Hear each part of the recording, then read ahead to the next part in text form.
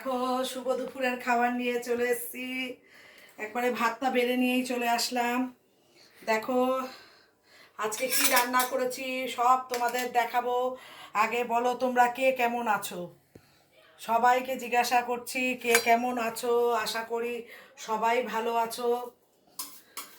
রান্না তো নিশ্চয়ই দেখাবো, তার আগে তোমাদের একটু জিজ্ঞাসা করে নিলাম সবাই ভালো আছো তো। আমাদের এখানে তো বৃষ্টি চলছে, তোমাদের ওখানে চলছে কিনা জানি না। আর সবাইকে আমার তরফ থেকে অনেক অনেক ভালোবাসা জানাই। ঠিক আছে বন্ধুরা, চলো দেখো আজকে আমি কি রান্না করেছি। ভাত বাবা দেখাইবা। ভাতটা বেড়ে নিয়েই চলে এসেছি।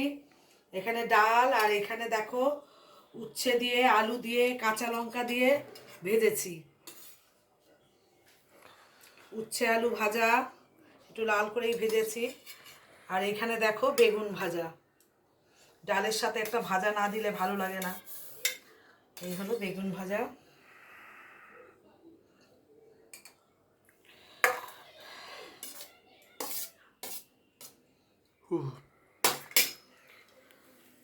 আর আজকে আমি বোয়াল মাছ রান্না করেছি। তোমরা কে কে বোয়াল মাছ ভালো খাও? আমাদের বাড়ি মোটামুটি সবাই বোয়াল মাছ ভালো খায়। তা আমি বোয়াল মাছ দেখো কেমন হয়েছে রান্নাটা, আগে দেখো রান্নাটা কেমন হয়েছে। একটু ঝাল ঝাল করে রান্না করেছি। বৃষ্টির মধ্যে বলো ঝাল ঝাল করে যদি রান্না না করি ভালো লাগে না, সেই জন্য একটু ঝাল ঝাল করেই বোয়াল মাছটা রান্না করেছি। এই দেখো বোয়াল মাছ। আমি একদম বোয়াল মাছটাকে মশলা দিয়ে ভালো করে মাখিয়ে তারপরে তেলের মধ্যে ছাড়ি। ছেড়ে একদম তেলের মধ্যেই এটা এপিট উপিট করে ভাজি, তেলের মধ্যেই। এই হলো মাছ রান্নাটা। দেখাচ্ছিস তুই মাছ রান্নাটা? এই হলো মাছ দেখাচ্ছি। একদম কাঁচা লঙ্কা দেখো, বললাম না আমি একটু ঝাল ঝাল করে রান্না করেছি।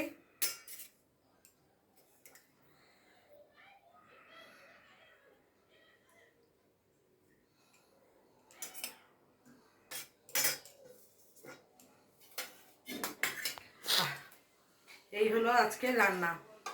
দেখো বন্ধুরা সবাই,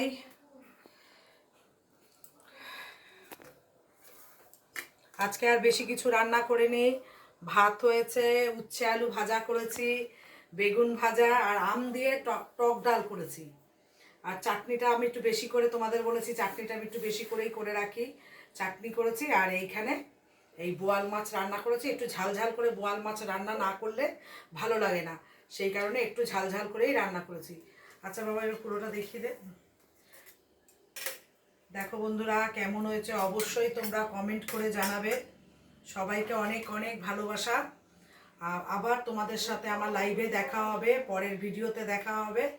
টাটা, সবাই ভালো থেকো। দেখেছিস তো বাবা পুরোটা? টাটা বন্ধুরা।